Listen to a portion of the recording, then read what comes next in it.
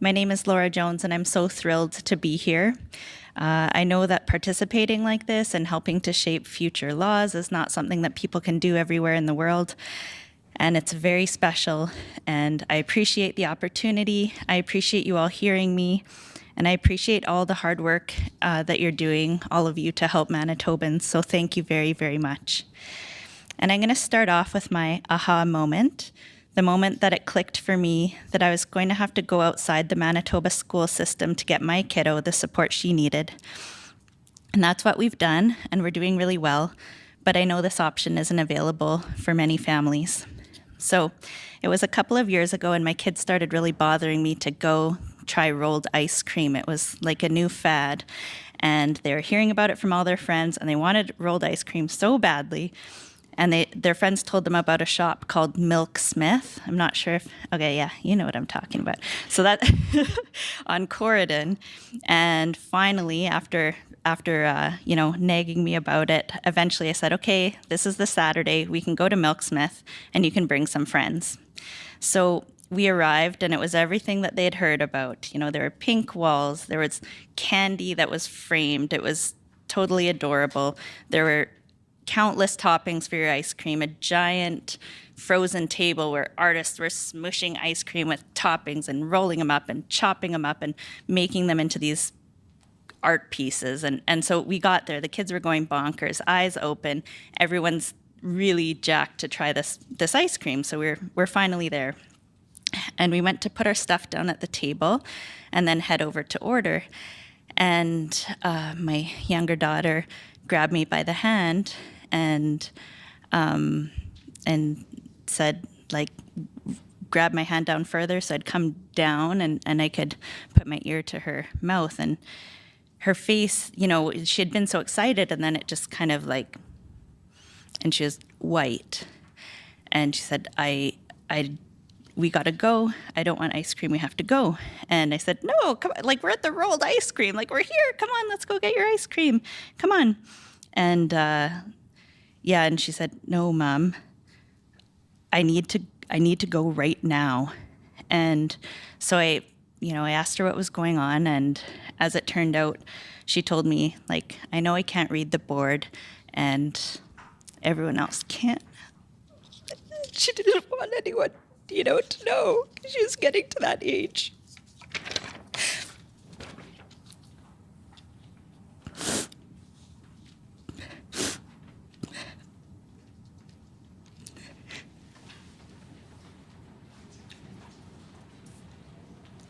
Thank you. So for me, that was like, in that moment, it was like, we're going for ice cream. Yay. We're going with friends. Even better. We're going to Milk Smith. Oh my gosh. And all the excitement. And then to see in an instant, all that excitement turn into like fear, anxiety, and a lot of shame. And so I knew that we had to, go outside of the Manitoba school system to get her the support she needed, because we were working, we were slogging away, but it obviously wasn't fast enough, and we were at a point where things were about to get really, really tough for her.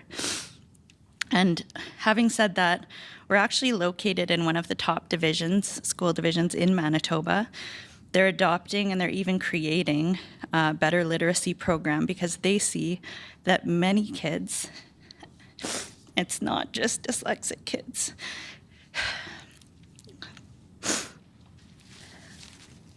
but many kids are leaving school without the levels of literacy that they really need to flourish in life.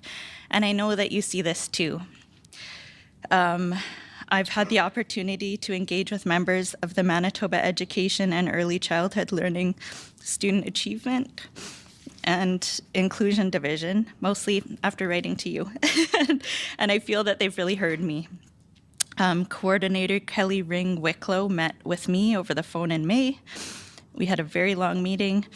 I've also had the opportunity to sit and share our experience with another coordinator, Cheryl Beaumont, who is fantastic, because they cared and they showed up to the Manitoba Human Rights Commission Right to Read public consultation.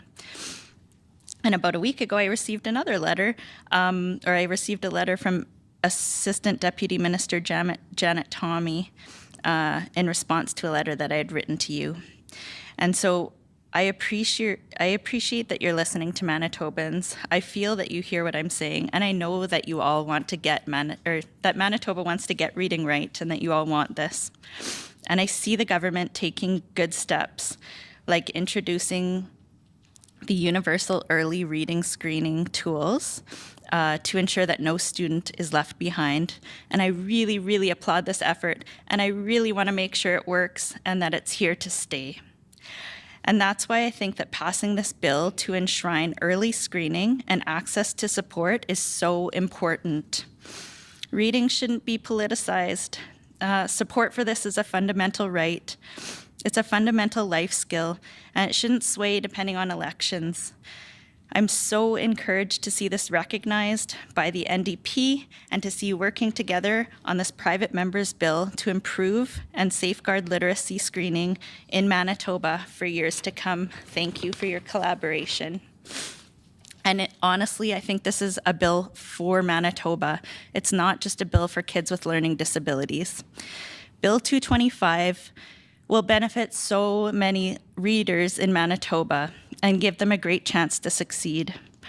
The most recent report I could find on adult literacy, it's very outdated. It was from 2008, but it's striking, and I'd be surprised if they've improved based on our experience and what I've heard from many others. So in 2008, the Consultation on Adult Literacy in Manitoba report submitted to Manitoba Advanced Education and Literacy explained that 40% of working-aged adults had literacy scores below the minimum level to fully participate in our knowledge-based economy and society.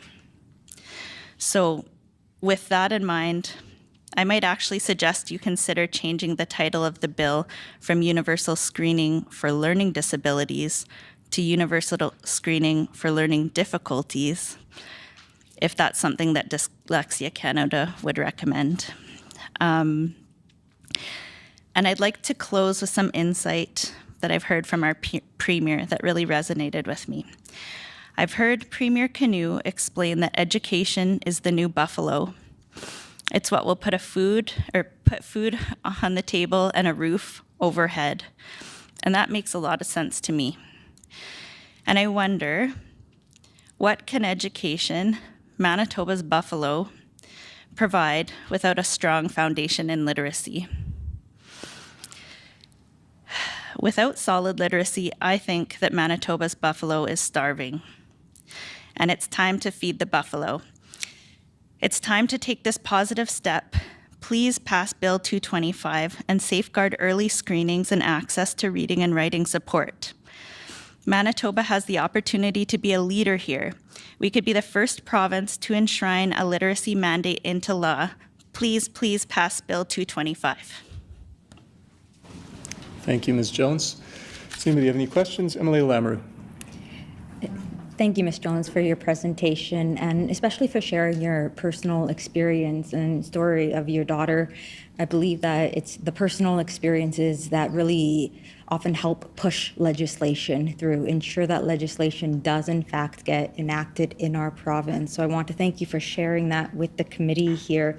And I liked what you said about it's not just for the children currently in school, but it is for the future of Manitoba. We want to see Manitoba do well, to see Manitoba succeed. And in order to do that, we need our children to be educated well, and we need our literacy rates to go higher. We're very, very low in comparison to other parts of the country. And I did just want to report that at this point, it has gone through second reading, and the comments that have been shared inside of the House have been supportive of both the NDP and the PCs. So hopefully it will continue to move through positively and go through third reading and become legislation. Thank you, Emily Lamoureux. So we'll go back to you, Ms. Jones, to respond. And I will just remind everybody on the committee that it's a 45-second time limit to ask the question. Yeah, that's okay. Ms. Jones, please. I just want to say that's wonderful to hear. And, you know, we were so fortunate to have this aha moment at a young age and see such a tremendous turnaround with private support. But you know, a lot of families don't have that moment until it's much later, and they have a very different story. So I really appreciate what you're all doing. Thank you. Thank you, Ms. Jones. Emily Cross. Thank you. Thank you for your presentation and sharing your personal story. As mentioned, I'm a teacher. I'm one of 7 in our caucus. I've worked in 3 different school divisions. I've worked as an educational assistant. I've worked as an early years teacher, a high school teacher, and an itinerant teacher. I have taught in every single grade you could teach in. I, of course, support literacy and teaching kids, and I believe that not all children, how do I word this? We have to meet children where they're at, and not every child could utilize or benefit from one single screening tool. That would be my only concern with this bill, is where it says a single screening tool. I worry about that, because what if that tool doesn't help one child? Then we're missing out on that child. That would be my main worry with it. What do you think about that? Ms. Jones? That's a great concern to raise, and it's good to know your perspective, like from having had all that teaching experience. And, you know, research changes, we learn new things, we get better over time, we continue to get better, and it's possible that newer, better tools are coming out there. I'm not an expert, I've just been trying to desperately learn about this over the past 2 years. But what I'd say and what I'd recommend is that whoever is setting, I think it's outlined that it would be something that's approved by the Minister of Education. And I would recommend that if the Minister of Education could consult with health allied professionals, such as speech language pathologists, school psychologists, etc., people who have the training in evidence-based instruction and evidence-based practice, who could help you to decide, okay, you know, maybe this other screening method is great, maybe this one's better now, maybe this one works for the student. But I'd say that in our experience, it's risky to leave it open-ended to, you know, we're going to say you need to screen, and then it's up to you to figure out how to do that in a best fit way for you. In our experience, like, my daughter was screened, and it didn't work out well for us. Eventually, we went and got a private screening, and you know, it's very expensive. Most people can't do that. And as it turned out, you know, the school is really well-intentioned, but they didn't have the training that they needed to read what the screening said, and so they're giving us false reassurance for a long time. Thank you, Ms. Jones. Emily Cook. Your presentation tonight. I'm just a parent, but I'm also a legislator, and I've had the opportunity over the last few months to learn so much from other parents like you, from reading clinicians and educators, some of whom are in the room tonight, and from my colleague who introduced the bill. And just so you know, my colleagues and I are fully supportive of this legislation, and we want to see it pass. But thank you for coming here tonight and making your presentation. Ms. Jones? That's great to hear. Thank you. Thank you for your presentation today, Ms. Jones.